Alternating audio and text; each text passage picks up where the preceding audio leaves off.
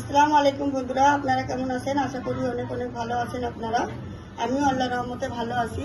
তো আজকে আমি চিকেন রান্না করব। দেখেন এখানে 1 কিলো চিকেন নিয়ে নিয়েছি আমি, মুরগির মাংস আর নতুন আলু দিয়ে রান্না করব আমি।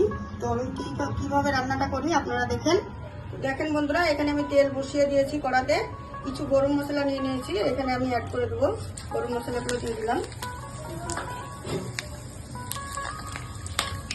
2-3 মিনিট আমি গরম মশলাটা এভাবে ভেজে দেবো।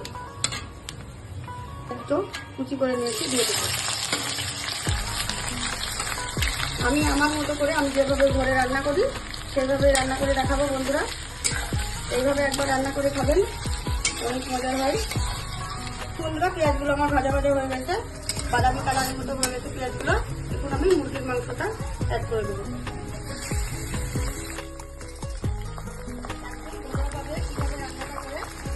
এখন আমি মুরগির মাংসটা ভালোভাবে ভেজে নেব। এখন বন্ধুরা 2-3 মিনিটের মতো আমি ভালোভাবে কষিয়ে নিয়েছি। এখন আমি আলুগুলো অ্যাড করে দেবো। আলু কিন্তু আমি ভাজিনি, কাঁচা আলু দিব। দেখেন আলুটাও দিয়ে দিলাম। আবারও আমি আলুটা দিয়ে আমি 5 মিনিটের মতো ভালোভাবে ভেজে নেব। তারপরে আমি মশলা অ্যাড করব, আপনারা দেখতে থাকুন।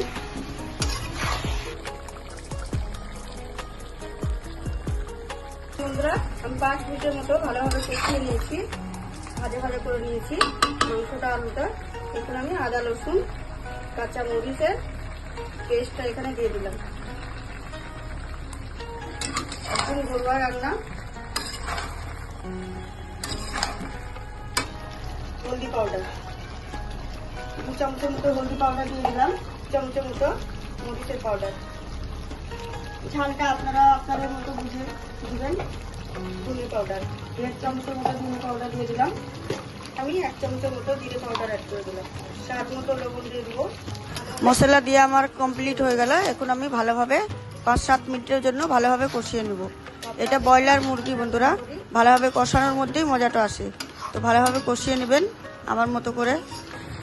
দেখেন বন্ধুরা আমি ভালোভাবে কষিয়ে নিয়েছি, তেল ছেড়ে দিয়েছে। দেখেন মশলা আমার ভালোভাবে কষানো হয়ে গেছে। পানিটা অ্যাড করে দিলাম। আবার আমি ঢাকনা দিয়ে ঢেকে রান্নাটা কমপ্লিট করে দেবো। আপনারা দেখতে থাকুন। ঢাকনা দিয়ে ঢেকে দিচ্ছি, সিদ্ধ হতে দেবো আলু মাংস। দেখেন বন্ধুরা বীজখানে আমি একটু নাড়াচাড়া করে দিয়েছিলাম।